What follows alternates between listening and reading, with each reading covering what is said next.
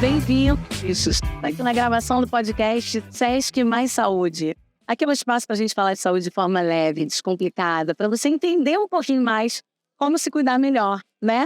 Estamos aqui hoje no Congresso de Especialidades Odontológicas do Rio de Janeiro, Conesco, nesse estúdio lindíssimo de podcast do Sesc RJ. E hoje, para a gente falar de saúde de uma forma ampliada, para bater um papo aqui com a gente, temos duas convidadas muito especiais. Márcia Abrão, responsável pela educação de saúde do Sesc Rio de Janeiro. Bem-vinda, Márcia. Prazer estar aqui, viu? Muito obrigada pela sua presença, minha querida. E Andréia Paiva, homeopata, trabalha com clínica da família e também é pediatra. Então, hoje a gente vai bater um papo aqui muito interessante, né, Andréia? Bem-vinda, muito obrigada. Obrigada pelo convite. Prazer estar aqui com vocês. Maravilhosa. E como é que a gente pode começar esse assunto? O que a gente entende como atenção ampliada em saúde? O que vocês acham que é isso? Andréia, quer começar? Márcia, você quer começar? Eu acho que quando a gente fala de saúde, a gente fala de bem-estar, né? E acho que o bem-estar e a saúde hoje é um tema que está sendo muito falado e as pessoas estão buscando mais, né? Ter uma melhor qualidade de vida, seja com certeza quantos estiverem aqui. É isso. E para isso a gente sabe que tem algumas coisinhas, alguns pilares que são muito importantes nesse processo e que muitas vezes são simples e a gente nem presta atenção. E quando a gente fala em saúde, a gente pensa muito em doença, né? Saúde, sim, doença, enfim. E a atenção ampliada não é só isso, né? Tem coisas que nós podemos fazer diferente disso. E eu acho que é exatamente essa a função nossa, assim, de quando a gente começa a falar sobre saúde e fala sobre a questão da saúde ampliada, né? É exatamente a gente focar na saúde, não na doença. Então, quando a gente fala em prevenção apenas, a gente novamente volta a focar em doença, né? Então, eu estou me prevenindo de doenças, me prevenindo. Mas quando a gente fala de promoção de saúde, a gente fala sobre prevenção, mas a gente fala também sobre saúde especificamente, né? Sobre bem-estar. O que eu acho interessante, eu gosto de trabalhar com as famílias e, enfim, meus pacientes, é que você não precisa vir ao consultório se você estiver só doente ou prevenindo alguma coisa. Você tem que vir para se manter. Se você está ótima, é para você se manter mais ótima mais período de tempo. Focar em ser saudável. E esse mindset tem que ser mudado das pessoas, né? Porque a maioria de nós vai ao médico quando já adoece. E aí, às vezes, não tem maioria. A maioria procura quando tem alguma coisa dando errado, né? E aí é o que você falou, estamos ótimas. Cara, o que a gente vai fazer para continuar ótima? Ou ficar melhor ainda. Ou ficar melhor ainda, shining, como eu costumo dizer, brilhosa, maravilhosa. É isso aí. E aí tem uma coisa que a gente chama de práticas integrativas. Não tem? Não tem esse termo na saúde? Vocês conseguem explicar e dar exemplos pra gente? Eu acho que quando a gente fala de integrativa, é a gente integrar o nosso corpo físico com a nossa mente, com a nossa espiritualidade, que hoje em dia a gente tem que falar sobre isso. Tudo ligado, para quem tem, para quem não tem. Eu acho que é o equilíbrio desses corpos e de tudo isso que a gente... que somos nós. Somos nós. Como a gente vai trabalhar isso da melhor maneira? E quando a gente fala em espiritualidade, a gente também tá nem falando de religião, né? A gente tá falando de espiritualidade também. A gente negligenciou por muito tempo, principalmente na área da saúde, né? O que é o ser o espírito, né? O que é espiritualidade. Que sim, não tem nada a ver com religiosidade, sim, mas a gente não pode negligenciar que sim, existe, somos seres espirituais, sim, somos seres energéticos. Precisa cuidar tanto das nossas emoções quanto do nosso corpo físico, e isso tem a ver com saúde ampliada. Eu acho que é essa harmonia entre cada uma dessas partes que forma eu acho que isso é para onde hoje a medicina está um pouco caminhando. Porque a gente passou durante muito tempo seguindo um modelo que ainda existe hoje, que é o modelo americano, de separar o corpo em partes da pessoa em vários pedacinhos. Que novamente foca em doença, né? Na verdade, nós somos um indivíduo total, único. Não tem como você tratar uma gastrite sem tratar um emocional, sem tratar o que está acontecendo com a vida da pessoa. É tudo interligado. E é importante as pessoas que estão escutando a gente entenderem isso, né? Essa importância e o que está ligado. Porque às vezes as pessoas falam assim, caramba, o que a dor no meu estômago tem a ver com o estresse? Tem tudo. Eu, particularmente, quando fico mais ansiosa, minha mão já começa a dar uma estouradinha. É porque cada ser é individual, que é o mais legal. E cada um tem, eu brinco que são os seus pontos de descarga, vamos dizer assim, que onde você tem mais sensibilidade a apresentar algum tipo de patologia. Então, se você desequilibra muito energeticamente, muito mentalmente, muito emocionalmente, vai pipocar no seu corpo físico em X e Z, entende? Vai aparecer. E aí vai variar de pessoa para pessoa, né? Vai aparecer. Uns mais, uns menos. E aí entra a coisa da saúde, da promoção da saúde. O que você faz para se manter bem e tentar que essa balança não desequilibre tanto?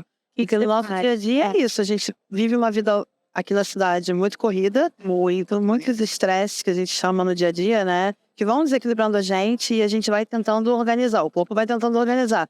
Só que se a gente não ajuda, aí quando eu falo de ajuda, eu falo de coisas muito básicas que eu acho que são muito importantes. Que é o que você come, como você se alimenta. Não tô falando para você virar uma radical. Sim. Mas se você procurar se alimentar melhor, bem, isso vai ajudar muito. Andréia, e também a gente consegue perceber o que faz bem ao nosso organismo ou não, né? Sim, total. Comendo mesmo. Tem gente que come carne, sente uma indisposição, mas não consegue associar que é a carne. Então, isso também tem a ver com o bem-estar, que a gente está falando. Então, é percepção também. Eu ia falar exatamente isso, assim, é sobre a autopercepção. A gente está num tempo tão corrido que a gente esqueceu. As pessoas não param, né? Para se olhar, para se perceber, né? E a gente acaba conhecendo né? com o outro, ou no profissional de saúde, enfim, a responsabilidade do cuidado que é nosso, né? Então, essa percepção é importantíssima, assim. O médico é o cara que sabe, que tem o saber, o enfermeiro, o profissional de saúde. Mas quem conhece melhor o seu corpo precisa ser cada um de nós. Então, assim, quem conhece a Márcia precisa conhecer, né, melhor ela mesma. Até para dar respaldo e para falar um pouco melhor pro profissional e ajudar, de repente, num diagnóstico ou no tratamento, porque se eu não me percebo, eu também não sei nem o que falar, né? Então, falando de autoconhecimento, né? Acabam passando desapercebidos, ou quando a gente consegue ter isso já está muito... Isso passa na saúde, né? em outro lugar, que é, primeiro, alimentação. Segundo, atividade física, fazer qualquer coisa, mexer seu corpo. E terceiro, a parte, você meditar, parar um pouco, seja rezando, seja meditando, mas que você tenha um minuto do seu dia para olhar para você. Porque aí você se percebe, eu tô com uma dor aqui, será que essa minha dor, sei lá, eu dei um jeito, será que eu tô estressado? E aí você começa a buscar ajuda para que você se conecte de você e melhore. Senão essas coisas vão virando uma bola de neve, né? E, na verdade, eu acho que a gente também se exige muito, né? Como você fala aí de atividade física, que é uma questão importantíssima, a gente pensa, cara, se eu fizer 20 minutos, se eu fizer meia hora, não faz efeito nenhum, não adianta. Melhor que não fazer mais, né, gente? É melhor você... Às vezes, 5 minutos de caminhada é melhor do que nada, né? Subir uma escada é melhor do que nada. Ou seja, mexer o corpo de alguma forma, isso é muito importante. Trazer isso para a rotina do dia a dia, né? Porque senão a gente começa também com muito gás, e aí isso vai, porque faz além do que você de repente poderia fazer. Então começa devagarinho, e para que isso seja uma rotina também na nossa vida. Eu acho que a atividade física é uma prática que eu vejo, pelo menos nas famílias que eu atendo e na minha mesmo, é uma coisa que tem que começar desde criancinha, sabe? Quando você bota aquela pilulinha de mexer o corpo, aí eu venho de família sedentária. Eu, Andréia, tenho muita dificuldade com a prática física. Isso para mim é desafio diário, entende? Mas eu vejo os meus filhos, já é diferente. Porque já conseguiu fazer diferente com ele. O marido é mais atleta, então eles já têm essa outra genética, entende? Então os meninos já sempre se mexeram, praticam alguma atividade física. Então eles já vêm com outra pegada. Criaram hábitos, viram exemplo. E as crianças, elas estimulam muita gente, né, gente? Imagina, mamãe, vamos lá no parque andar. Vamos no parque andar. Então você vai se movimentar. Nossa, é impossível ficar parado. Impossível. Então, naturalmente, a gente incentiva para que eles façam essas atividades e eles também nos incentivam. E é muito interessante naturalmente, né, disso. E é muito interessante que o corpo ele vai ficando com essa memória do exercício. E mais tarde, na fase adulta, na fase mais velha, você não consegue mesmo. Por mais que não queira, você tem que ter aquele... Né, eu vejo as pessoas assim que praticam a vida inteira, elas sentem muita necessidade, porque isso já faz parte do conjunto de vida delas, não tem como. Isso é incrível, nunca parado. E a resposta do corpo é muito legal. Muito legal, né? Muito legal. E a gente falando de criança, a gente está aqui dizendo, né, de todo mundo que tem filho e tal. Eu, por exemplo, não tenho filho. E aí eu vejo várias vezes meus afilhados, minhas afilhadas, sobrinhos, ainda estou chegando, né, irmão? Mas a gente chega, quer brincar e eu tô sem disposição para brincar. E a gente tá falando isso, caramba, é só uma brincadeira, é fazer um movimento diferente, é se dedicar àquela atividade, você já tá movimentando o corpo. Então, não é tão complicado cuidar da saúde, não é? Mas o que acontece? A gente hoje trabalha aqui, né? Para quem trabalha, ou até em casa mesmo, você trabalha muito, você tem muitas funções, muitos afazeres, muitas cobranças e a sua mente não para, então a sua mente fica exausta. E muitos de nós não dormem direito também. Isso é um outro ponto, é outro pilar muito importante. A maioria, é uma coisa que é de graça, todo mundo tem que dormir, porque o corpo tem que resetar em algum momento. E muitos de nós ficam virados, ou dormem poucas horas de sono e falam, não, tá tudo bem, eu fico ótimo. Não fica. Num constante não vai ficar, entende? Porque quimicamente isso não é uma realidade. Super entendo. Sono. E aí eu falo também, minha mãe, ela usa o CPAP, né? Minha mãe tem um estudo do sono, enfim. Então eu lembro que ela acordava muito cansada. Eu falava, mãe, aí levei ela no médico, levei em diversos médicos para entender e tal. Caramba, chegamos à conclusão que era sono. Falta de sono. Ela não estava dormindo bem. E não era insônia. Que é a diferença, né? Ela dormia. Ela não tinha... Na verdade, ela não dormia. Ela tinha vários despertares, mas ela não percebia. Isso, então o corpo dela não descansava. Sono de qualidade. É porque a gente tem todo esse tratamento cerebral e uma química corporal que acontece quando a gente dorme. E é muito importante ter esse momento. E ter esse momento na hora certa. Não adianta você, eu durmo 4 da manhã e acordo 2 da tarde. Beleza, você dorme, mas a qualidade não vai ser perfeita, entendeu? E ela, ao longo prazo, vai te dar problema. E aqui a gente fala... Eu dei o exemplo da minha mãe, que tem o CPAP. E o que a gente pode fazer antes de dormir, para dormir bem? Porque eu ainda tenho um hábito péssimo, que é o ritual do sono. Gente, não pode, né? Então... Eu falo assim, rituais de sono, principalmente para quem tem problema de insônia, né? Que é muito comum hoje em dia. As pessoas hoje estão viciadas no celular, como você falou. Então elas já cama com o celular para ser o despertador do dia seguinte e para mexer até a hora de dormir. Primeiro, e acordar de madrugada para dar uma mexida. Aqui até é essa, né? O pessoal ele já te deixa completamente acelerada. Segundo, que o celular ele tem um campo eletromagnético que a gente não vê, mas ele emite ondas. E essa onda, a pior coisa é dormir com o celular do lado, porque isso vai atingindo seus neurônios durante o sono e atrapalha muito a qualidade do seu sono. Então, quem dorme com o celular já não tem um sono bom. Isso é fato. Gente, isso é comprovado. Não sou né, Andréia? Isso aí deve acontecer com muita gente. Principalmente quando você ainda bota ele carregando na tomada. O isso é maior ainda. Então, o ideal é você deixar seu celular no banheiro, no outro cômodo, ou desligar.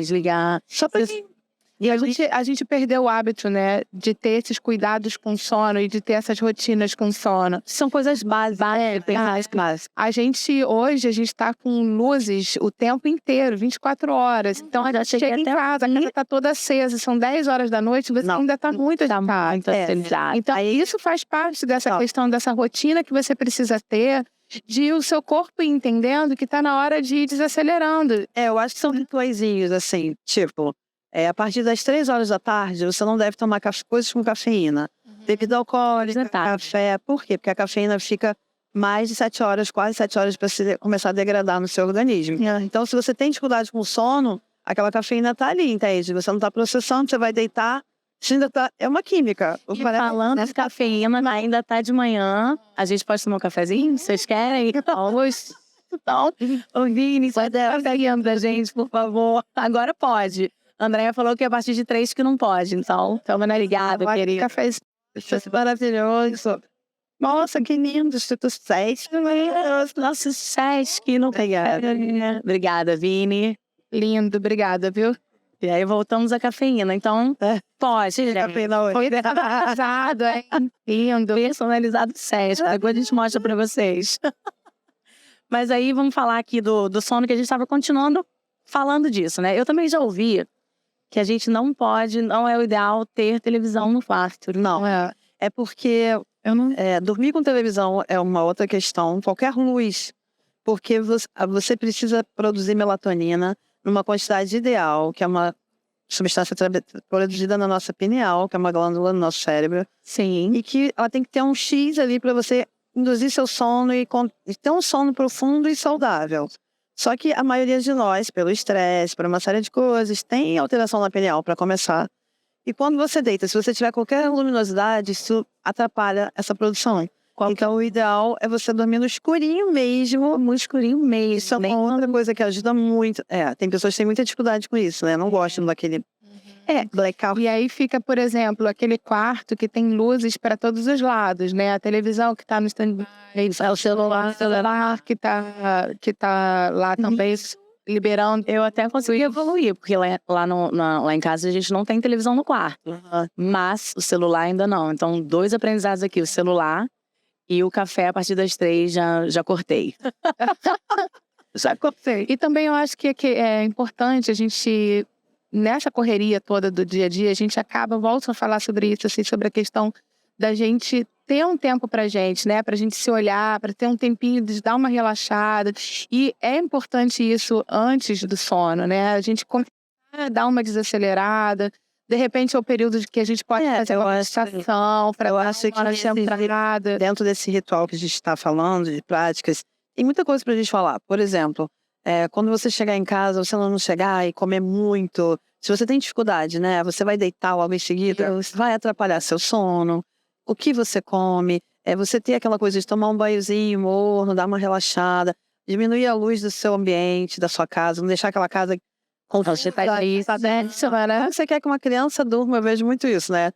Pais que têm hábitos loucos que vão dormir 2 horas da manhã. Como que o filho vai dormir às 9, 8? Não vai. Nossa vida estressante influencia as crianças. Total. Eu falar isso, assim, como a nossa vida é corrida, agitada, estressante e exaustiva, está impactando, né, nas crianças. Então, assim, as nossas crianças também estão exaustas.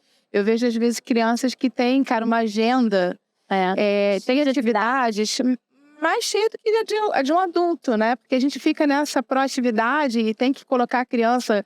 eu acho que muitas coisas. 2 coisas. Cobranças de achar que aquilo é o melhor para seu filho. Ele fazer balé, natação, música, piano, inglês, línguas, né? E outra coisa que às vezes você precisa, porque você tem uma carga horária de trabalho grande. Exatamente. E é melhor deixar seu filho numa atividade boa do que deixar em casa com a babá. Sim, isso. Uma forma, com todo respeito às avós, eu também... Sim. Na verdade, a produtividade, né? Você tá pensando, bom, ele não tá em casa vendo um celular, vendo uma televisão, mas ele tá fazendo exercício na natação, ela tá fazendo um balé, então você faz isso muitas vezes. A gente tem que se policiar como adultos, né? A criança vai ficando tão excitada que ela também não consegue ficar no ócio. Isso. Eu vejo muitas crianças, e agora? Não sabem mais brincar. Agora, eu não consigo parar. A criança não consegue ter criatividade com os brinquedinhos, ela não consegue se conectar com o mundo dela. Isso é muito importante. A criança tem que ser criança, ela tem que ter um momento também de não fazer nada e aprender o que fazer com isso. É isso aí. E é importante, né? Brincar. Pro pai e pra mãe entender, tio, avó, enfim, para as pessoas que estão em contato direto com as crianças entenderem que as crianças precisam também ter um momento delas sem fazer nada. Sim. E elas vão ter que se virar com isso, né? Isso, a gente brinca que é o ócio criativo, né? Ócio criativo. Maravilhoso. Faz a infância, né? A gente não brincava, eu falo com as minhas amigas de uma forma geral, a gente levava horas arrumando a brincadeira. Exatamente. Brincava 5 minutos e acabava. Mas a arrumação da brincadeira era muito legal. Falando isso, assim, as crianças hoje em dia, elas perderam, inclusive, a autonomia do brincar, assim, porque elas estão sempre com algum adulto organizando. Porque elas estão aceleradas, né? Elas estão sempre no momento futuro. Elas não estão sendo trabalhadas para estar no presente. E estão sempre na aula de futsal, que é o professor que dá a dinâmica. Estão sempre na aula de, sei lá, dança. Então, assim, para eles se organizarem enquanto crianças, eles sozinhos para brincar, que isso faz muita diferença, isso faz fácil de brincar. Nossa, é maravilhoso, né? Eu acho, assim. E faz a família, isso, né? E, cara, esse exemplo que a Andréia deu, incrível, sabe? Eu lembro, eu sentava pra brincar com minha prima, a gente ficava horas dividindo. Né? Não, olha só, a gente tinha que dividir pra ela escolher o sofá, eu escolher a cama. Então, eu acho que também já é um exercício de, cara, agora eu perdi, não peguei o sofá que eu queria. Tá na casa da mãe, tá justo aí pra andar Bárbara também. Agora tá amando tua câmera em voga, né? Então, com ela meio suja, depois veio a Bárbara. Pessoal, mas eu na minha época, a Barbie também era pros meninos. Na história, eu tive Suzy. E aí, a gente fazia isso, né? A gente ficava gastando nosso tempo com essa criatividade, porque cada dia a gente montava uma casa diferente. A gente aprendeu a dividir, porque nem sempre eu tinha o que eu queria, a gente trocava até os bonecos. Eu lembro uma época que a gente tinha um Ken só, que era o Kenilo, né? E aí era na sorte quem ia ter namorado ou não, porque se a gente na sorte não desse... Mas isso era muito assim, olha só, quanta coisa despertava aí. A nossa criatividade, a nossa paciência, a nossa troca. Isso tudo, hoje em dia, é difícil, né? As crianças brincam um pouco. Eles brincam 5 minutos e já querem celular, né? Se você não tiver tela, olho, acho que hoje eu não consigo. É o que a gente mais fala. Eu vejo bem. Outro dia eu vi de uma mãe muito interessante. Ela falando assim, doutora, mas como você criou 4 filhos sem tela? Ai, como é que é o nome daqui? iPad. Eu falei, ué, gente, criei. Era maravilhoso, deu certo. Eu e a humanidade, né? A gente ia pro restaurante, a gente levava um lápis de couro, um papelzinho pra pintar, um brinquedinho. Sim. Ninguém precisava de tela. Os outros sobreviviam sem a tela. Sobreviviam e bem. Melhor até. E as crianças entendiam talvez também, né? Um momento de colaboração. Ô, Andréia, e o que você responde para essas mães? Assim, como que elas podem mudar os hábitos dela? Eu falo muito, falo bastante. Algumas, mas elas falam, doutora, eu entendo, mas assim, né? É tão bom quando eu quero que ele fique quieto, deixar ele sendo meia hora, uma hora. É uma babá digital, né? Na verdade. Claro. Porque é incrível, eu vejo isso, gente. É um bebê, de verdade. De 2 meses a uma criança maior, ele já tem uma fascinação pela tela. Muitos estímulos, né? Cara, a gente tá aqui falando de vida acelerada, de vida corrida, de crianças. E só para deixar claro também que não é uma crítica às mães que não fazem uso disso, né? Mas é para ter um equilíbrio. Que é o que a gente tá falando aqui de atenção ampliar. Eu acho que pode ter um momento, né? Não crítica, mas eu acho que é importante falar nesse ponto. Porque hoje já tem vários estudos correlacionando o uso abusivo de telas com depressão, pode dar suicídio, entende? Então, isso no futuro causa, sim, danos a nível cerebral. Esses jovens com muitas questões, né? Os jovens das gerações... Crianças, já também. Diagnóstico de ansiedade, né? Muitas crianças. Então, assim, muitas. Me lembro que na época da pandemia, a minha filha estava com 3 anos. E foi um período difícil para todo mundo e tal. E no começo foi muito legal, porque a gente estávamos todos em casa, brincávamos muito e tal. Depois passou, né? Meio que passou e o trabalho veio e a gente estava em casa, mas estávamos trabalhando e a criança ali querendo atenção. E eu desafiador para todo mundo. Comecei a pensar, falei, gente, eu não estou precisando cortar as unhas da Mariana. Será que ela está com algum déficit, né, de vitamina, alguma coisa, as unhas não estão crescendo? E até que eu entendi que ela estava roendo as unhas, assim, né? Era o início de um processo aí de ansiedade, e ela começou a roer as unhas. Depois eu vi que que eu já não cortava as unhas do pé dela, porque ela já estava comendo as unhas do pé. E aí ela evoluiu para uma gagueira, assim, a gente não conseguia mais quase entendê-la. Então, assim, é isso, assim, é muito rápido e às vezes, são coisas tão sutis que a gente não vai se percebendo, assim, né? No comportamento da criança. E quanto isso também leva. Então, a gente hoje já tem vários casos aí de crianças com ansiedade, né, com depressão, que a gente via isso já só adultos e depois adolescentes e jovens. A gente já tem casos em criança, né? Você está acabando de falar que trata muitas crianças. A sardinha para me abraçar. Que aí eu atendo muitas crianças com distúrbio de ansiedade hoje. Acho que o Biofal, que é a homeopatia que eu trabalho, ajuda muito, que é um reequilíbrio, né, do seu sistema. E assim, você tentar desvalorizar um pouco, muito. E precisa trabalhar logo, né? Porque se você deixa isso evoluir, acaba virando uma coisa muito mais grave e às vezes você realmente não dá conta, né? E essas práticas, por exemplo, homeopatia para bebê, também? Como você percebe uma ansiedade no bebê? Um bebezinho. Como é que uma mãe pode ficar atenta que tem alguma coisa diferente ali para procurar ajuda, né? Eu acho que no bebê é uma questão mais de conexão, principalmente se ele estiver amamentando ainda naquela fase, é mais difícil, né? Mas um bebê mais choroso, um bebê mais irritado, Sim. né? Eu acho que aí tem que ver todo o contexto da família, como são esses pais, como é o dia a dia dessa criança. Aí você consegue entender um pouco.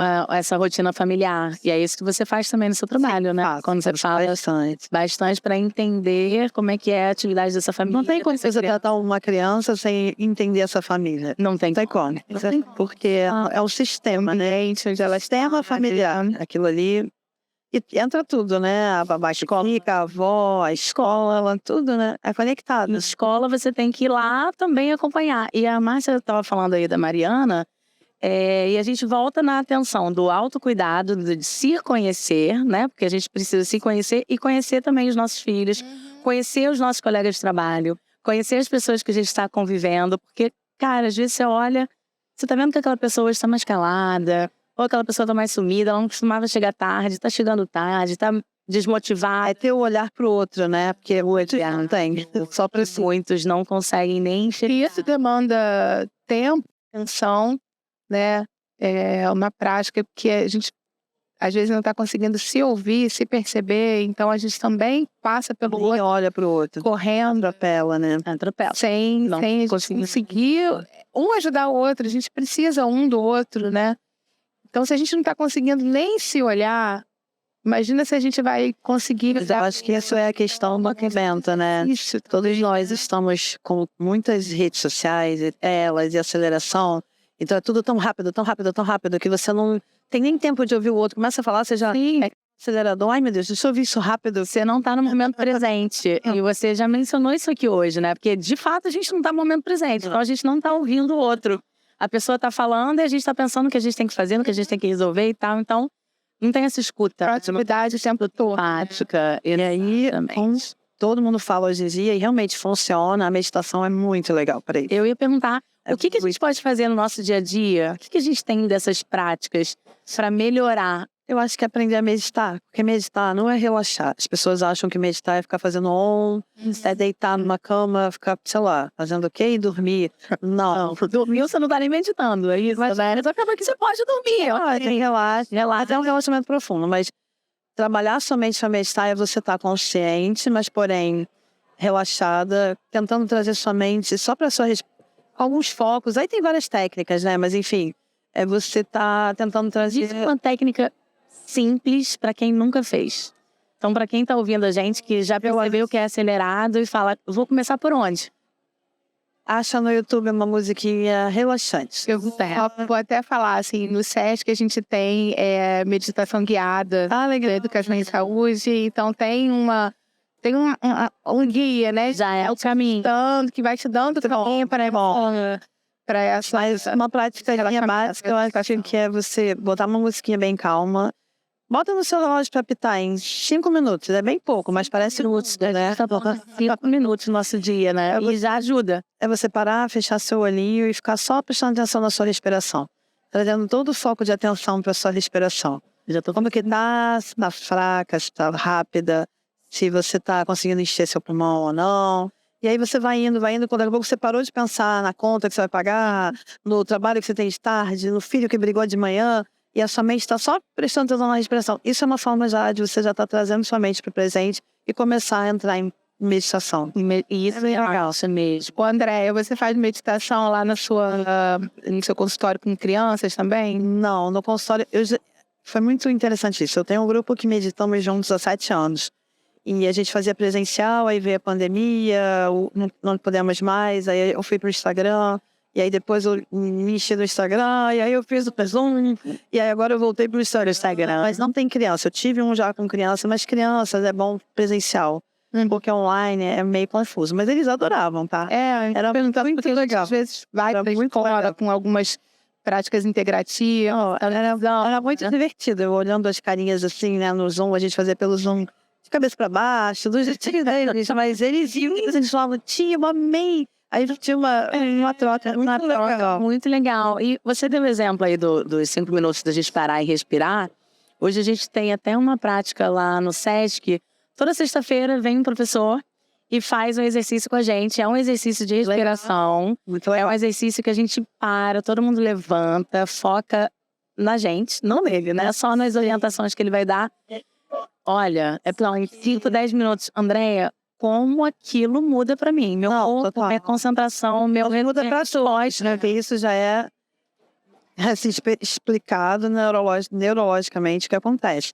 Muda mesmo a sua química cerebral. Agora, e existem vários tipos de meditação. Sim, existem vários pranayamas que se fala, assim, que são meditação para acelerar não, mas para te dar energia, meditação para te focar, para você acalmar mais. Vamos lá, falar alguma coisa até no nariz. Exatamente. Tem nariz, da outra, tem várias técnicas. Funciona muito, muito para ansiedade. As pessoas que têm pânico, às vezes eu ensino algumas práticas e é bem legal. E as pessoas realmente falam, nossa, eu estava naquele momento ali que eu achei que eu ia desmaiar, que eu fiz, melhorei e deu uma autorregular, né? É uma autorregulação mesmo, né? É um exercício tão simples, né? Porque é só puxar o prana do ar puro, de graça. De graça, seu tempo, banheiro, assim, é caro demais a gente faz. Você tem que falar, fazer meditação, essas práticas não são para quem não tem dinheiro, não tem nada a ver. O que eu tô falando aqui são coisas que qualquer um pode fazer. Se alimentar sem industrializado, legumes, arroz, feijão, uma proteína, frutas. Dormir bem, qualquer um pode ter uma camazinha direitinha, tentar ter melhor qualidade de sono. Fazer uma atividade física, seja caminhar, seja andar a pé para lá e para cá. E tentar meditar. Pequenos ajustes na nossa vida, né, na rotina, que fazem uma diferença. Mas a maioria não consegue fazer, né? É muito interessante. O quebrar, e lá no seu espaço, né, André, tem o espaço Curar, um espaço que eu tô doida pra conhecer, irei breve. Vocês, ó. Lá a gente tem massagem, isso também ajuda? Quando você consegue tocar, alguém que toque bem o seu corpo, vai soltando, né? Essa parte muscular ajuda muito, muito. E aí, é uma delícia, né? É um exercício também de relaxamento, então você pode tirar o dia pra você. Que é um autocuidado, né? Você vai lá, faz um exercício de respiração, relaxa. Alguém tá manipulando seu corpo, já tá até aqui pensando em momentos de relaxamento. E é o autocuidado e o autoconhecimento, para você perceber aonde está mais tenso no seu corpo, aonde não está. E as pessoas não se percebem, né? Aí quando você vai e fala, nossa, meu pescoço estava travado. E muitos de nós guardam muita atenção aqui nessa região do ombro. Não tem a menor noção. Não. Muitos não. Muitas pessoas não se percebem. É muito interessante isso. Gente, a maioria, eu acho, a gente está muito corrido, né? E aí eu acho que a gente está num tempo assim que a gente está voltando para o simples. Sabe? A gente chegou num tempo que a gente precisava fazer muitas coisas, muita tecnologia, né? E a gente, acho que assim, chegamos no topo. E a gente vai precisar acelerar. O que fez a gente chegar nisso é a questão do ter. Agora a gente já entendeu que isso não leva à saúde e bem-estar. Alimentação, né? Assim, estamos voltando para o simples, para a comida da avó, para a comida para o feijão com arroz. Ser, né? Ela falou ali do ter. E hoje eu ser. A gente tem que ser a gente, né? Então, a gente falou de práticas do dia a dia, de meditação, respiração. Tem mais alguma outra coisa que a gente possa fazer na nossa rotina, além da atividade física? Uma pergunta que eu ia te fazer, agora eu lembrei. Fala. Se eu quiser fazer atividade física à noite, porque a gente falou do café, 3 horas da tarde já não é indicado tomar o café por causa da cafeína e tal. E tem pessoas que até falam, não, eu rendo muito melhor à noite para atividade física e tal. Para o sono, não. Para o sono é bom e eu não aconselho nenhuma mulher, principalmente acima de 40 anos, de malhar à noite. Porque... Essa eu não sabia mesmo. Porque energeticamente, eu tô falando em termos energéticos. Sim. Você gasta mais da sua essência, então não é legal. Porque daqui a pouco a gente vai entrar numa outra fase da nossa vida, que é a menopausa. Que é o climatério, que é a menopausa. Na realidade, hoje os estudos mostram que as mulheres brasileiras, por incrível que pareça, a maioria é menopausa entre 42 e 43 anos. Olha só. Sendo que a menopausa é a partir dos 48 até 54. Chegando antes. Então... tem muita coisa a ver isso. Os hormônios que a gente ingere, enfim. Sim. Aí eu vou ficar aqui horas falando dessas coisas, não tem nada a ver. Mas você gastar da essência, você vai acelerar esse processo, entende? Então é bom que você tenha uma atividade física no período da manhã, no período do almoço, mais no fim do dia. E para quem tem dificuldade com o sono, isso acelera você. Então você vai demorar mais ainda para dormir. Para dormir, E tem gente até que fala, eu tenho dificuldade de acordar. Então quando eu faço atividade física de manhã... eu fico melhor. já é até um incentivo pro dia já começar diferente, Rende né? melhor mesmo, né? Rende melhor. E aí, tem algum horário, vamos supor, não, mas na minha rotina eu não malho de manhã, eu vou trabalhar, saio do trabalho às 4 horas, 5 horas, ainda dá? Olha, eu acho que dá, mas não é o ideal. Tá. Mas é melhor do que não fazer nada, né? Principalmente para as mulheres, é verdade, é melhor do que não fazer nada. Isso aí, realmente. E aí você vai prática se você, né? Se você dorme bem e tá tudo bem, beleza, mas para algumas pessoas não. Então você pode fazer uma malhação um pouco mais leve à noite, tentar fazer um funcional mais pesado de manhã. Depende, né? Ah, sim, é verdade. Dá até para fazer uma atividade que seja mais relaxante no final do dia, que você está movimentando o corpo. Seja um aeróbico mais tranquilo, mas enfim, aí tem que pedir um professor de educação física para melhor nisso aí. Ajustade, né? E eu acho que começar também com, né, devagar, porque a gente às vezes quer começar com tantas coisas, assim, aí não começa por nada. Por nada. Quero ficar 3 horas na academia, não fica nem 20, nem né? consegue, vai sair doendo, tem no dia seguinte nem anda. É verdade. E quando a gente fala de educação de professor, né? Ela tá falando ali, aí você precisa procurar um professor de educação física. Como que eu acho profissionais qualificados? Profissionais que eu possa confiar, que eu possa realmente trocar com eles sobre a minha saúde e sentir que eu tô tendo um retorno, assim, onde que eu procuro essas pessoas? No Espaço Curar já é um, né? O Sente que é outro, né?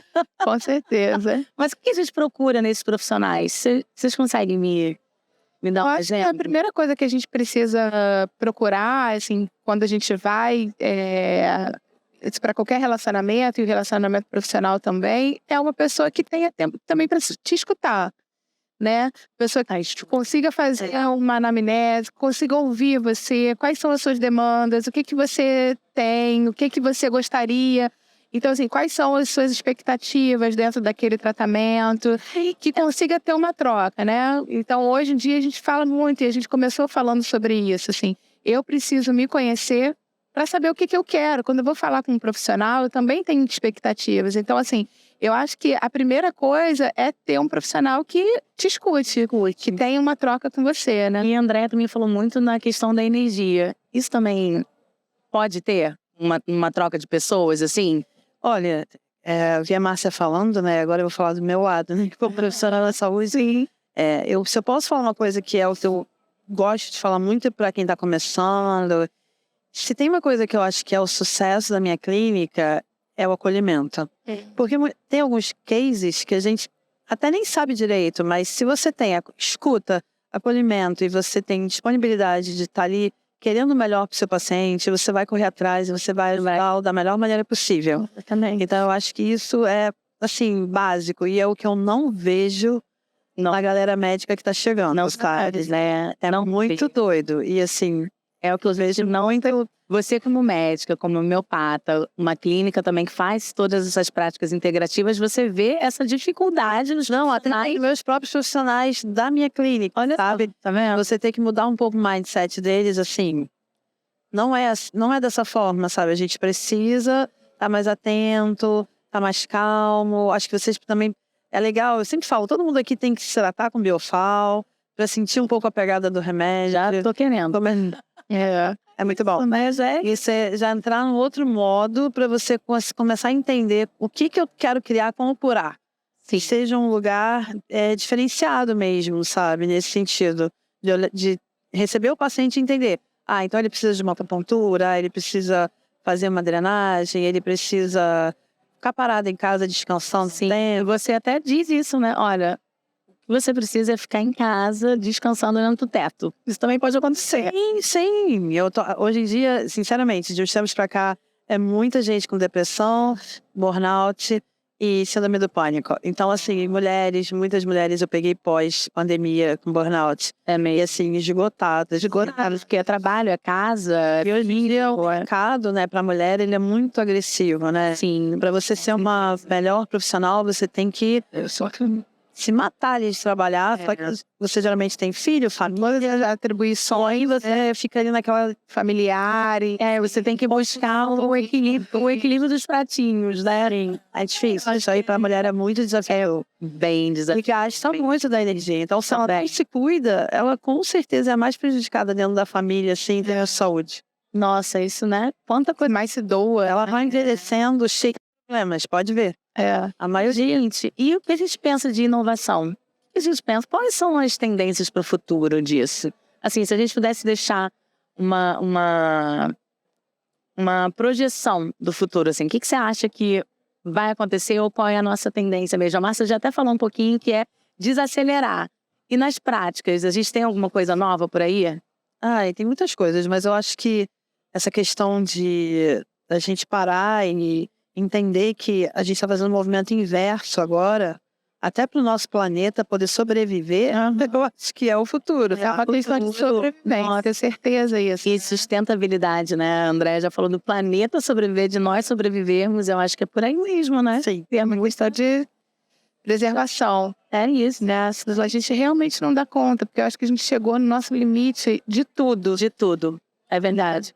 E a gente fica aqui falando, como a Andréia falou, poderíamos ficar horas e horas e horas. Se vocês não sabem, já tem quase hora que a gente está aqui falando, tá? Seríssimo, passa muito rápido. Então, quero saber se vocês querem deixar alguma mensagem, alguma coisa que vocês não tenham falado, se querem deixar algum conselho para a galera que está ouvindo a gente. Alguma coisa assim, gente, mude a vida. Eu já vou dizer, eu já mudei meu café a partir de 3 horas. Não terei. A televisão já tinha mudado. O celular, confesso que vai ser mais difícil. Desapega. Que a fotografia desapegar. Hoje eu vou lembrar de uma ideia. Aí não vai dar, né? Já vai ficar. Eu acho que o nosso papel é esse. Eu acho que é de falar, de falar de uma forma que isso desperte uma luzinha na cabeça das pessoas, porque acho que informação as pessoas têm de sobra, né? A gente está vivendo um tempo com muitas informações. Mas de que forma a gente consegue chegar àquela pessoa para que aquilo faça sentido na vida, para que realmente aquilo vire uma mudança de hábito, uma mudança de mente, né? Uma mudança de pensamento. Então, acho que esse é o nosso sentido, nossa função. A gente, enquanto SESC, né? Como um promotor de saúde e dentro da educação e saúde, esse é o nosso papel de levar caminhos que levem à saúde. Então, assim, acho que quando a gente fala de saúde, a gente não tem um caminho único, porque somos distintos, somos pessoas, e isso passa por pessoas, cada um tem um caminho que precisa ser ajustado para chegar lá na promoção da saúde. Mas acho que é isso, assim, cada um vai descobrindo a partir da sua percepção, a partir das informações que a gente vai recebendo, do autocuidado. Então, a gente está aqui para isso, né? Assim, e para aprender mais. A gente também aprende. Eu acho que se eu pudesse deixar algo para as pessoas, é um pouco o que eu falo para os pacientes, assim. Mudança de hábito é a coisa mais difícil da nossa vida, né? A gente faz 10 mil exames, toma 50 mil cápsulas, mas não quer, por exemplo, parar de comer glúten em 2 meses, porque você precisa desintoxicar. Exatamente. Então, assim, se você puder cuidar de você, parar, olhar, entender que são coisas que você vai fazer pela sua saúde, porque hoje a gente envelhece mais, né? Então, que a gente tenha uma velhice, porque a gente também não pensa na velhice. Não pensa. A gente não pensa que vai ficar 70, 80. E é muito ruim, eu vejo na minha família, chegar com 90, com Alzheimer, com um monte de medicamento. Como que a gente vai chegar lá, né? E não morre fácil, tá? Então, você fica ali sofrendo e dando trabalho. Então, assim, o que fazer que depende só de mim para que eu possa chegar nesse lugar melhor, com mais saúde, sabe? Então, a dica é: olha um pouquinho seus hábitos. Poxa, você não pode comer melhor? Pode. Você não pode dormir melhor? Pode. Você não pode parar um pouquinho e tentar ver o que é esse negócio de meditação? Vou ver qual é. Experimenta.